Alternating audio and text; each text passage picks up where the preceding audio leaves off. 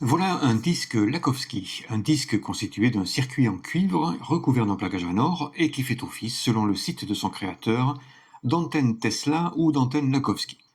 Il a pour objectif de dynamiser l'eau, de se protéger des ondes nocives et beaucoup de choses encore. Et comme d'habitude, on va analyser ce disque avec notre pendule pour savoir ce qu'il a réellement dans le ventre. Mais ça, ce sera dans une prochaine vidéo, parce qu'en analysant le disque, quelque chose de nouveau est apparu, un problème auquel tout le monde est confronté régulièrement avec son pendule, et on va voir comment le résoudre grâce à la radiesthésie moderne. Si on lance le pendule au-dessus du disque, dans la zone magnétique, il continue d'osciller en mode recherche, il ne capte aucune onde magnétique. On pourrait en déduire que ce disque n'émet aucune onde magnétique, et pourtant, on nous explique que ce disque est constitué de cuivre, et on le sait, le cuivre émet naturellement une onde magnétique positive, et notre pendule, au contact de cette onde, devrait normalement girer à droite. Il peut y avoir plusieurs explications à ce phénomène. Le disque n'est pas constitué de cuivre, ou alors le disque est bien constitué de cuivre, mais l'onde du cuivre n'est pas très dynamique, et notre pendule a beaucoup de mal à la capter. Comme le site qui vend ce produit est parfaitement sérieux, je le suis depuis très longtemps, on peut déjà envisager le fait que le disque est bien constitué de cuivre, et on va chercher à savoir pourquoi notre pendule n'arrive pas à capter son onde et comment remédier à ce problème. Voilà une plaque de cuivre, et si on lance le pendule au-dessus, il change d'orientation et gire à droite. Le pendule a capté l'onde magnétique positive du cuivre et remarquez que le pendule a effectué une giration qui a commencé très lentement, voire laborieusement, avant de prendre son élan et poursuivre de façon plus régulière.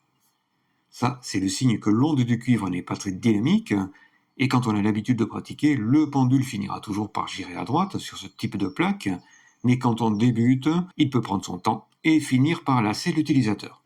C'est pour cette raison qu'en radiesthésie moderne, on utilise des témoins dont le seul rôle, finalement, est d'amplifier les ondes en présence de façon à faciliter les mouvements du pendule. Parmi tous les témoins qu'on peut utiliser pour capter les ondes du cuivre, on peut utiliser une seconde plaque de cuivre par exemple. Si on positionne la seconde plaque de cuivre dans la main, elle nous sert de témoin et le pendule ne recherche plus qu'une onde à la même fréquence que le témoin, ici du cuivre.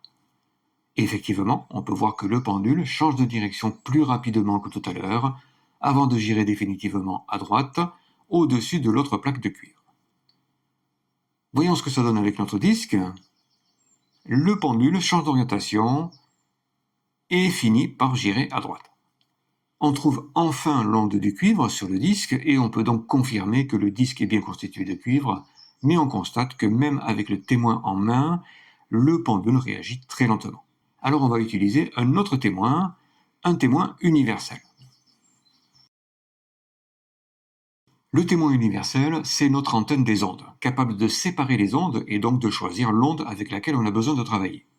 Ici, on travaille avec du cuivre, et si on se réfère aux travaux de Luthéran, on voit que le cuivre émet bien une onde magnétique positive. On va donc utiliser l'antenne pour ne capter que les ondes magnétiques positives, et pour ça, on positionne les deux aiguilles horizontalement, les deux pôles positifs vers l'avant, et si on lance le pendule au-dessus de la plaque de cuivre, il change d'orientation et gire à droite. Et il le fait encore plus rapidement que tout à l'heure.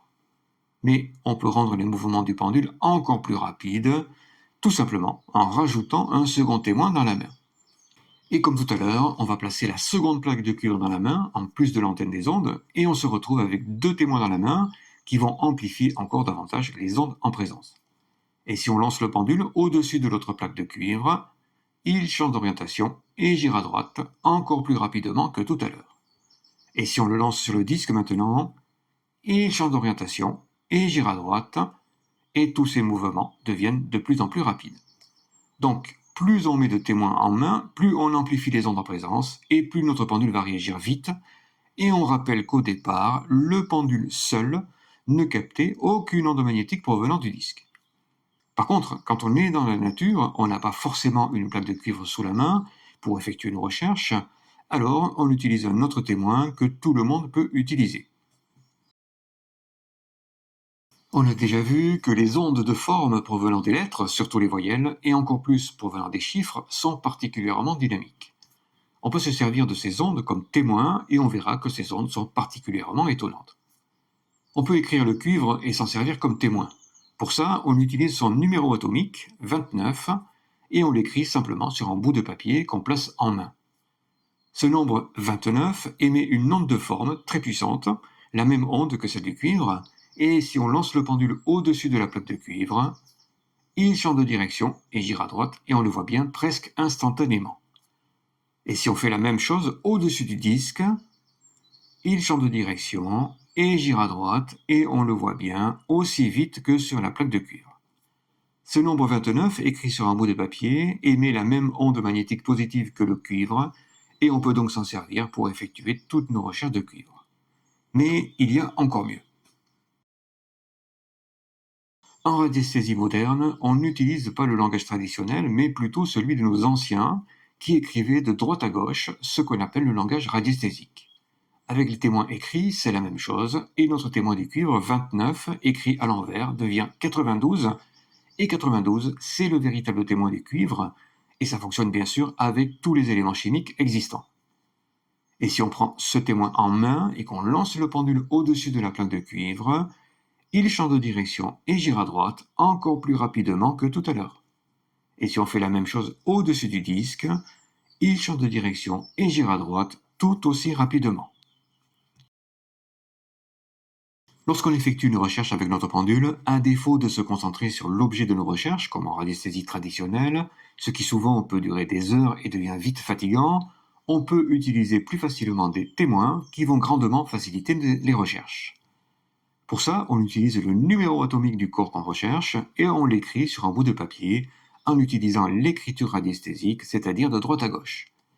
29, le numéro atomique du cuivre devient alors 92, et ce nombre 92 émet une onde de forme très dynamique dont la fréquence est exactement celle du cuivre. Ça fonctionne pour le cuivre et ça fonctionne pour tous les éléments chimiques, donc ça fonctionne pour tous les corps de la nature. Donc lorsqu'on ne trouve pas une onde avec notre pendule, alors qu'on sait pertinemment qu'elle existe quelque part, on peut utiliser notre témoin écrit et s'aider en plus de notre antenne spéciale pour amplifier encore les ondes.